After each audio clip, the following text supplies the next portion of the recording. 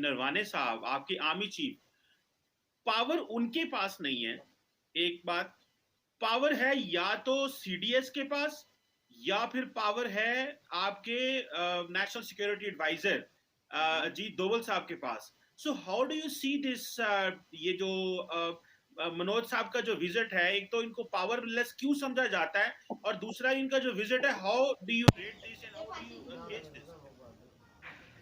हमारे यहाँ प्रेसिडेंट हमारे सारे आर्म फोर्स के कमांडर इन चीफ है, लेकिन वो भी कैबिनेट के एडवाइस पे बात करते हैं। हमारा यहाँ कॉन्स्टिट्यूशन ऐसा है। तो हमारे यहाँ सारी पावर तो प्रधानमंत्री के पास है, नो डाउट। प्रधानमंत्री के जो नेशनल एडवाइजर है, सिक्योरिटी एडवाइजर है, वो पावर शेयर करते हैं, इस बारे में कोई दो मत नहीं। क्योंकि नेशनल सिक्योरिटी और जब भी ऐसी कोई सिक्योरिटी वाली बात आती है तो प्रधानमंत्री एनएसए पे बहुत ज्यादा रिलाय करते हैं, और रिलाय करना भी चाहिए, क्योंकि इसीलिए वो पोस्ट बहुत अहम है। लेकिन ऐसे में ये कहना कि हमारे यहाँ आर्मी बिल्कुल पावरफुल नहीं है, आर्मी के गवर्नेंस में हमारे यहाँ इंटरफियर नहीं है। हमारे यहाँ ये तय नहीं होता कि ये आर्मी चीफ ये बने, आर्मी का ये ब्रिगेडियर को, ये कर्नल को ब्रिगेडियर बनाया जाएगा। ये है आर्मी के पोस्टिंग, ट्रांसफर, आर्मी के तमाम बाकी चीजों में कोई कतई हमारे यहाँ पे इंटरफेरेंस नहीं है। आर्मी का बजट होता है, आर्मी के जो परचेसेस होते हैं उसके लिए एक टेक्निकल कमिटी आर्मी की होती है, उसको फाइनल कैबिनेट अप्रूव करता है। तो हमारे यहाँ बोफोर्स में जो उजागर हुआ था कि जब बोफोर्स की कंपनी ने कहा था कि हमने कुछ लोगों को रिश्वत दी, उसके बाद तो हमारे यहाँ डिफेंस परचेसेस इतने टाइट हो गए हैं कि उसको नहीं के बराबर जगह है हर जगह पे। हालांकि अभी राफेल में भी जब उन्होंने क्लेम किया कि हमने किसी को 10 करोड़ रुपए दिए हैं, तो उसके लिए भी हमारी गवर्नमेंट ऑफ इंडिया ने उनको नोटिस इशू किया। और हमारे यहाँ सर्वोच्च न्यायालय ने भी कहा कि भाई ये 10 करोड़ रुपए किसको क्यों दिए गए, किसने बोला था, गवर्नमेंट क्या कर रही है, आज दी मैन्युफैक्चरर व्हाई डिड दे पे। तो ये सारी बातें हमारे यहाँ बड़ी क्लियर है। इसलिए आपके यहाँ आर्मी बहुत ज्यादा रोल अदा करती है। आपके यहाँ आर्मी ये भी तय करती है कि कोई मिनिस्टर यदि कोई कुछ बोल के आता है और वो वापस अपने देश में जाता है तो उसको यू टर्न लेना होता है। मेरे यहाँ ऐसा नहीं है। मेरे यहाँ मेरे मिनिस्टर को कभी आर्मी ये नहीं कहेगी कि आपने ऐसा क्यों कहा, आप अपने शब्द वापस लो, वो होता नहीं है।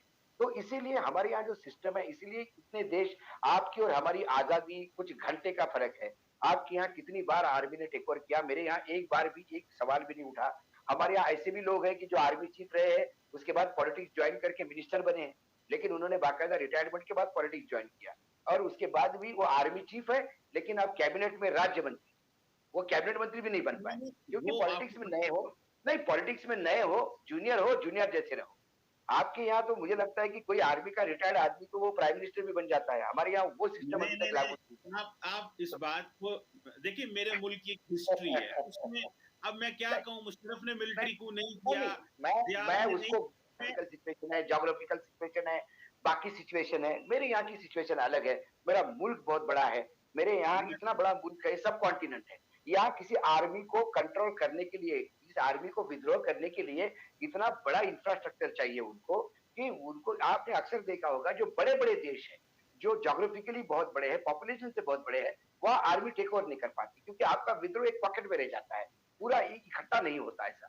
तो ये एक एडवांटेज है मेरे देश में, मैं ये मना नहीं करता। लेकिन हमारे आर्मी को हमेशा मतलब जनरल मानेकशॉ जब थे कमांडर इन चीफ थे, तब इंदिरा गांधी ने उनको कहा था कि हमें वो युद्ध जैसी स्थिति हो गई है, तो उन्होंने कहा था कि आर्मी युद्ध के लिए तैयार नहीं। ये ओपन डॉक्यूमेंट है, ये किताबें छपी है, बिल्कुल सही। उन्होंने खुद नहीं, लिखा है। मैं जब बेसिकली उन्होंने कहा जब उन्होंने कहा कि मुझे नहीं लगता कि अभी हम तैयार हैं युद्ध के लिए, वी तो इंदिरा गांधी ने ब्रेकफास्ट के बाद 2 बातें कही कि Shyam you need to fight, I don't know, I want it to be done, that's it. और उसके बाद श्याम ने कहा कि इट्स ऑर्डर, श्याम ने कहा कि इट्स मैं ऑर्डर, नो इशू। मैं तो इसकी वो इसीलिए आपको ऐसा लगता होगा कि हमारे यहाँ पावरलेस है, पावरलेस नहीं। उनका मैं उनका कहना माना जाता है। वो जब भी रणनीति तय होती है वॉर की, या सर्जिकल स्ट्राइक की भी रणनीति तय हो गई होगी, या चाइना को लेके या पाकिस्तान बॉर्डर को लेके, तो वो रणनीति नरेंद्र मोदी तय नहीं करते, वो रणनीति यही लोग तय करते हैं, और ये एंडोर्समेंट करवाते हैं, मैं क्योंकि आपकी बाकी मैं आपकी बात से एग्री करता हूं कि देखिए, भारत के अंदर इतने बड़े मुल्क को कंट्रोल करना और जितनी आपकी civilian supremacy, I really appreciate that from the core of my heart, कि भाई आप लोगों ने वहां पे रूल ऑफ लॉ और सिविलियन सुप्रीमेसी को मनवाया है, थ्रू बाबूज मनवाया, थ्रू पॉलिटिशियंस मनवाया, जो बहुत बड़ी चीज है। हमारे यहाँ के थोड़े मारूजी हालात यहाँ पे और नहीं हैं, मीडियोक मैं उसको मैं बात करने लगा हूँ, मैं एक और बात हाँ करने लगा हूँ। मारूजी हालात और हैं, मीडियोकर लीडरशिप है, एडवेंचरिज्म है, सिविल ब्यूरोक्रेसी के अपने इंटरेस्ट होते थे, उन्होंने खुद मिलिट्री को इनवाइट किया, वो एक हिस्ट्री है।